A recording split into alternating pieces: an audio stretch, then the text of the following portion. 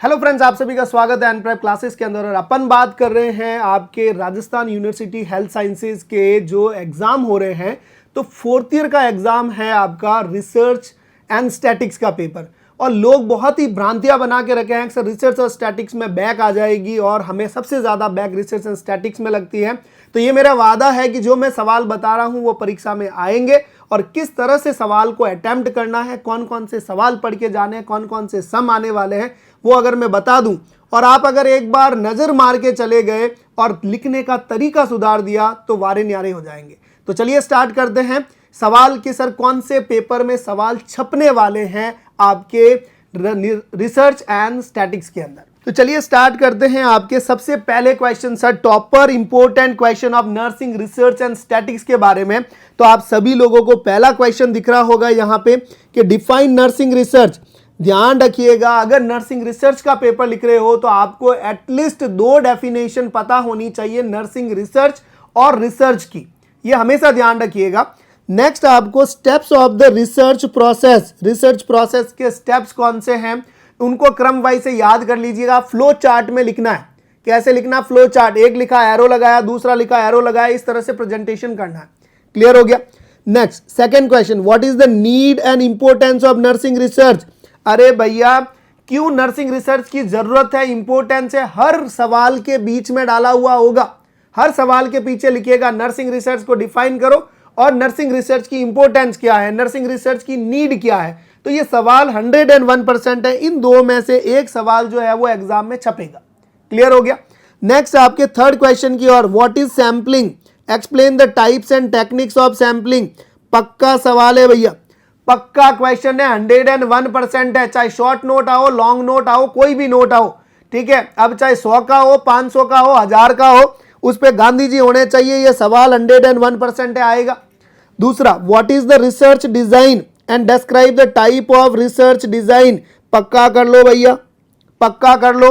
इन दो सवाल में से एक लॉन्ग क्वेश्चन नहीं आ जाए तो मेरे को बोल देना कि सर वो लॉन्ग क्वेश्चन नहीं आया आपका, आपने दो टॉपिक बोले थे और उन दोनों टॉपिक में से एक लॉन्ग क्वेश्चन नहीं आया। 101% है, लॉन्ग क्वेश्चन आएगा रिसर्च के अंदर इसमें। क्लियर? सबसे ज्यादा प्रोबेबिलिटी रिसर्च डिजाइन और टाइप्स ऑफ रिसर्च डिजाइन की है और उसमें भी आपको बोल सकते हैं कि सर ट्रू रिसर्च डिजाइन के बारे में लिखो। क्लियर? तो ट्रू रिसर्च डिजाइन के बारे में लिखना है। बात समझ में आ गई? अगले सवाल, difference between qualitative and quantitative research. या तो वो एक क्वालिटी पूछ लेगा या क्वांटिटी पूछ लेगा या दोनों में डिफरेंस पूछ लेगा। ज्यादा बेटर है डिफरेंस याद कर लो। अब क्वांटिटी पूछे तो एक वाले जो हिस्से में लिखे हुए हैं वो सारे पॉइंट लिख देना और क्वांटिटी पूछ ले तो क्वांटिटी वाले लिख लेना। क्लियर हो गया? नेक्स्ट आपका, what is the ethical consideration in nursing research. Short note 101% है, पक्का है, आएगा ही आएगा।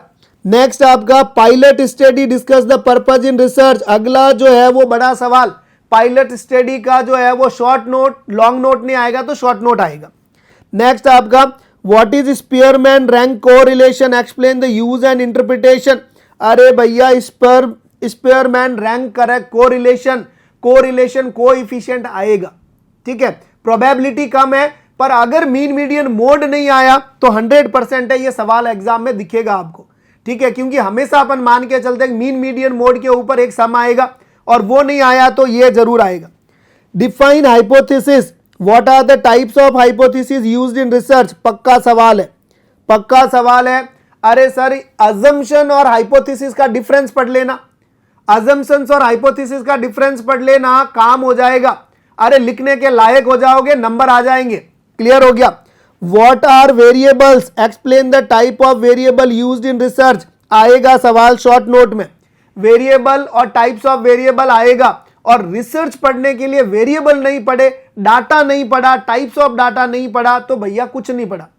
क्लियर हो गया? तो अभी जो है वो समय है, 2 दिन का समय है आपके, 2 दिन बाद में पेपर होने वाला है। अभी से जो है वो रीड कर लो। अरे रात दिन ये कर लो, नहीं तो बैके लग गई तो जो मुश्किल हो जाएगी। अरे जब दिक्कत हो जाएगी और दिक्कत करनी नहीं है। इस बार पेपर निकाल दो, आगे क्या करना है, कंपटीशन कैसे फाइट करना है वो मैं करवा दूंगा। Clear? Next, what is reliability and validity. Difference पढ़ना है, what is the difference between reliability and validity. Clear हो गया? इसमें हमेशा जो है वो सवाल आएगा, पक्का। अब ले लो भैया यहां पे कि सर यहां पे स्टैटिक्स के क्वेश्चन कौन कौन से आएंगे। अब देखो स्टैटिक्स में sir mean median mode, how use the data analysis. Mean median mode सवाल आपको जो है वो फॉर्मूले याद करने हैं कि सभी संख्या को जोड़ के कितनी संख्या उसका भाग दे दो, ठीक है, मीन आ जाएगा। मोड क्या है सर, अरे सर मोड जो है वो आप पहले अरेंज करो फिर उसके अंदर भाग दो। और मीन मीडियन और मोड, मोड में होता है कि भैया सबसे ज्यादा फ्रीक्वेंसी किसकी है, तो जो फ्रीक्वेंसी है वो है, तो ये आप समझ लेना। कोएफिशिएंट एंड कोरिलेशन, मैंने बता दिया आपको, correlation coefficient mean median mode नहीं आया तो ये आएगा। और एक आपका स्टैंडर्ड डिविएशन एसडी जरूर पढ़ के जाना। Methods of data collection research के अंदर पूछा जाएगा। डिफाइन स्टैंडर्ड डिविएशन आ गया भैया, what are the steps for calculating standard deviation, कौन कौन सा मेथड है, एक फॉर्मूला लगाना है और स्टैंडर्ड डिविएशन कैलकुलेट करना है। नेक्स्ट आपका गिवन डाटा, जो भी डाटा दिया हुआ उससे गुड रिसर्च के characteristics, interview schedule short note है, review of literature short note है, और बायोस्टैटिक्स का यूज और कंप्यूटर का बायोस्टैटिक्स में क्या योगदान है, क्या इंपॉर्टेंस है, ये जरूर पढ़ के जाइएगा। क्लियर हो गया। एंड नेक्स्ट आपका जो है वो एक बेल शेप जो कर्व आता है, अरे गुशियन कर्व, कौन सा कर्व है, गुशियन कर्व, अरे गुशियन कर्व पढ़ लेना भैया, क्या पढ़ लेना, गुशियन कर्व। इन सवालों पे एक बार नजर मार लेना, पूरा पेपर जो है वो इसमें से ही आएगा। ये 101% है, मेरा दावा है, भरोसा करना, ये पढ़ के चले जाना, कोई माइकल लाल जो है वो फेल नहीं करेगा। फेल नहीं होगे सर, बढ़िया मार्क्स लेके आओगे अगर ये सवाल आप ढंग से पढ़ के चले गए और मैंने कहा वैसे लिख दिया अगर, तो 101% है, काम हो जाएगा आपका। क्लियर हो गया। तो ये सभी चीजों को रिकॉल करिएगा, लिखने का पैटर्न सही करिएगा, जगह जगह काट चाट मत करना। हेडिंग जो है वो कैपिटल में लिखनी है, हेडिंग जो है वो अलग दिखनी चाहिए एग्जामिनर को, प्रेजेंटेशन अच्छा होना चाहिए। एक सवाल और दो सवाल, दूसरे सवाल के बीच में जो है वो 2-3 लाइनें छोड़ के लाइन खींचनी है कि सर ये सवाल अलग है और ये सवाल अलग है।